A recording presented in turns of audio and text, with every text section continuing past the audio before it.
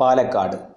കേരളത്തിലെ ഏറ്റവും വലിയ ജില്ലയായ പാലക്കാട് രൂപീകൃതമായത് 1957 ജനുവരി 1-നാണ്. 2006-ലാണ് പാലക്കാടിന് ഏറ്റവും വലിയ ജില്ല എന്ന പദവി ലഭിച്ചത്.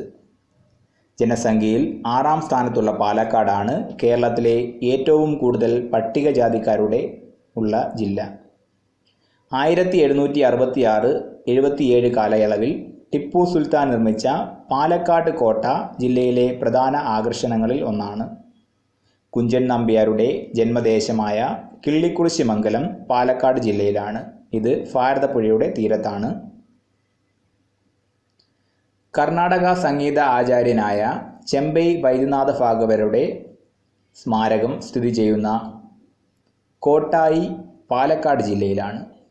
കേരളത്തിൽ ഏറ്റവും കൂടുതൽ കർഷക തൊഴിലാളികൾ ഉള്ളത് ജില്ലയിലാണ്. സംഘകാലത്ത് പൊറൈനാട് എന്നാണ് ഈ ജില്ല അറിയപ്പെട്ടിരുന്നത്. തമിഴ്നാട് സംസ്ഥാനവുമായി അതിർത്തി പങ്കിടുന്ന ജില്ലയ്ക്ക് കടൽ തീരമില്ല.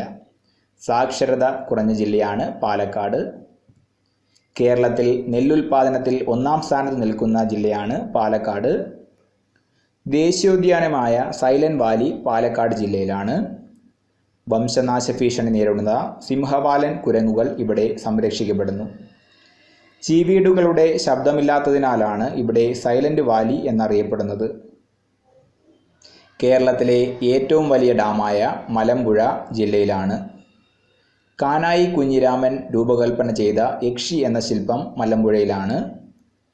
ഓറഞ്ച് തോട്ടങ്ങൾക്ക് പേരുകേട്ട നെല്ലിയാമ്പതി ജില്ലയിലാണ്.